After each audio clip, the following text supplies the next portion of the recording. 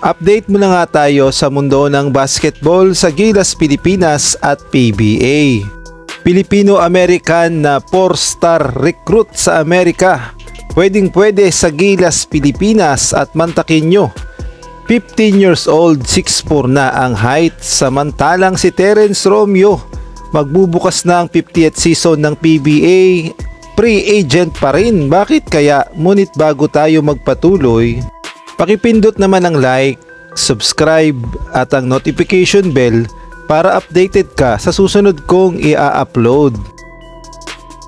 Matapos ngang ma-expire ang kontrata ni Terence Romeo sa Terra Firma Jeeps sa PBA, ayon nga sa report, magbubukas na lamang ang 50th season ng PBA. Itong si Terence Romeo ay nananatiling free agent pa rin. Ang ibig sabihin ay wala pang kumukontak o nagkaka-interest man lang sa kanya na mga kupunan sa PBA upang bigyan siya ng kontrata. Sa ngayon nga si Terence Romeo ay may edad ng 33 years old at hindi natin maipagkakaila na prone na rin naman siya sa mga injuries.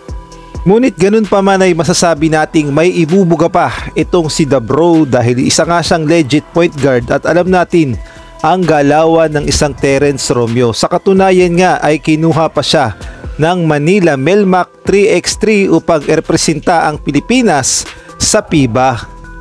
At marami pa rin namang umaasa na mga fans ni Terence Romeo sa PBA na muli siyang masilayang maglaro sa 50th season ng PBA at sana daw ay mabigyan pa siya ng pagkakataon na mabigyan ng kontrata sa mga kupunan sa PBA. Kung kayo naman ang tatanungin, sa tingin nyo, deserve pa ba ni Terence Romeo na muling mabigyan ng kontrata sa mga kupunan sa PBA at muling makapaglaro sa PBA?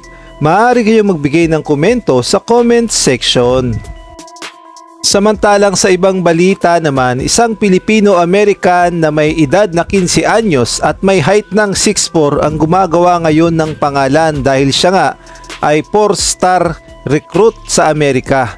At marami nga ang nagsasabi na dapat daw ay kumilos kaagad ang SBP at mabigyan ito ng Philippine passport dahil magagamit talaga ito sa Gilas Pilipinas sa hinaharap kung yung Japan nga ay maagang inaagapan ng kanilang mga Japanese-American player at binibigyan kaagad ng Japanese passport bago mag-16. Sana ay ganun din ang gawin ng SBP kapag nakakahanap tayo ng mga ganito kalakas na prospect ay sana ay nilalakad na kaagad ang kanilang mga Philippine passport upang magamit ng Gilas Pilipinas.